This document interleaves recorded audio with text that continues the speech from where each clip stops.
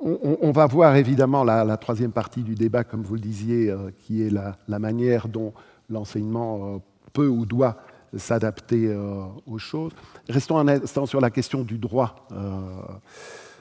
À nouveau, le droit chez nous ou ailleurs, qui est différent, et on l'a vu tout à l'heure dans votre première intervention, est-ce qu'on peut dire qu'il ouvre suffisamment, on a parlé de la Belgique, mais peut-être parlons des autres pays européens, est-ce qu'il ouvre suffisamment un espace pour un dialogue entre religions à l'école? Est-ce que c'est quelque chose qui est pris en compte et qui ouvre suffisamment l'espace?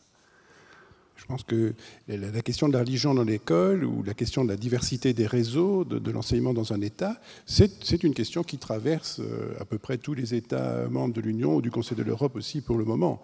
Donc ce sont des discussions transversales avec des évolutions, disons, relativement convergentes, à savoir vers une déconfessionnalisation et vers une entrée en dialogue. La question, c'est donc, est-ce que le dialogue est imaginé par une sorte de monsieur neutralité qui tombe comme ça du ciel, ou est-ce que ce dialogue est réellement vécu par les élèves, par les enseignants, dans une diversité réelle? Donc ça, c'est une vraie question. Alors, quelle est la réponse du Conseil de l'Europe? Je vous le disais déjà tantôt, elle tient en un seul mot, c'est celui du pluralisme. Voilà. Donc, pluralisme, c'est le mot que répète le plus souvent la Cour européenne des droits de l'homme dans ces questions-là. Mais en même temps, au niveau du Conseil de l'Europe, vous n'avez aucun leitmotiv plus précis. Donc on reste sur une valeur du pluralisme. Et la Cour européenne des droits de l'homme reconnaît que chaque État est en train de chercher. Et elle n'a que très peu de balises, parce qu'elle estime que c'est une question essentielle.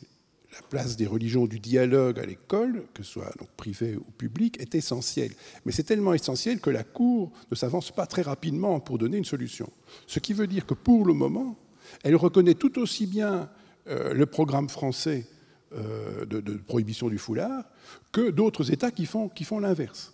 Elle reconnaît les programmes d'Europe du Nord qui créent un dialogue beaucoup plus intriqué entre les religions et les mouvements humanistes. Donc, elle émet simplement certaines balises. Et pour en donner deux, trois, la première balise, c'est le droit au secret des convictions de l'enfant. Voilà. Donc ça, c'est une balise forte du Conseil de l'Europe qui le vérifie. Tous les États qui entravent ou violent cette règle sont condamnés. Maintenant, il faut vérifier en fait ce que ça veut dire. Par exemple, on lit dans la presse souvent en Belgique, pour l'école publique, que s'inscrire au cours de religion X signifie qu'on appartient à cette religion. Rien ne le dit dans la loi, rien ne le dit dans les faits. On peut changer ses enfants de religion à l'école publique d'une année sur l'autre.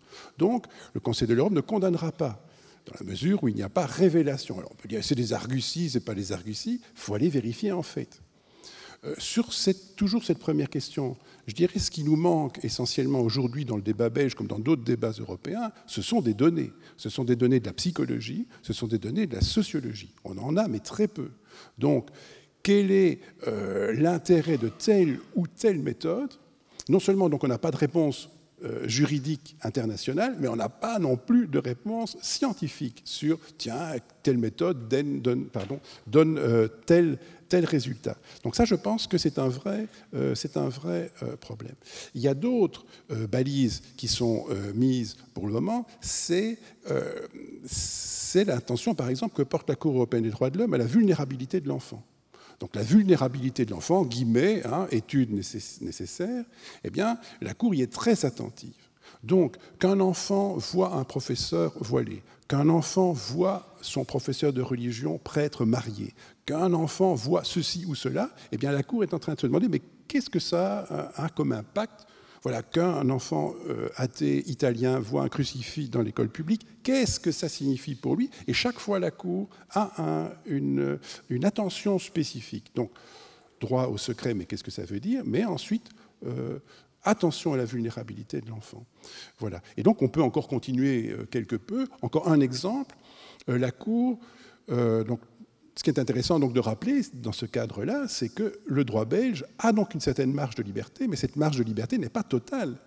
Il y a donc un contrôle international sur ce que nous faisons. Mais donc le dernier exemple, c'est de voir la Cour mesurer, enfin si je puis dire, là aussi étude nécessaire, le taux de pluralisme d'une société. Par exemple, un État qui organise un enseignement public et subventionne un enseignement privé n'est pas jugé de la même façon qu'un État qui n'organiserait qu'un enseignement public. La Cour est attentive à la diversité réelle. Donc lorsqu'il y a une diversité de réseaux, mais il y a des résultats paradoxaux, je vous en donne un simplement, lorsqu'il y a une diversité de réseaux, le Conseil de l'Europe accepte que l'État soit plus ferme dans ses engagements idéologiques dans l'école publique, parce que ceux qui ne sont pas contents de l'école publique prendront un autre réseau. Au contraire, s'il n'existe que le réseau public, alors la Cour va avoir une exigence plus lourde sur le pluralisme réel de cet enseignement. Donc voilà simplement pour dire qu'il y a une grande diversité, elle est autorisée par le Conseil de l'Europe parce que nous sommes tous au travail, ce qui veut dire qu'il y a un effort d'imagination, de pratique et d'expérience à mener partout. Donc je pense que ce n'est pas le moment de s'auto-restreindre, c'est le moment de tester. Et simplement, le droit européen met quelques balises très limitées sur ces expérimentations, si je puis dire.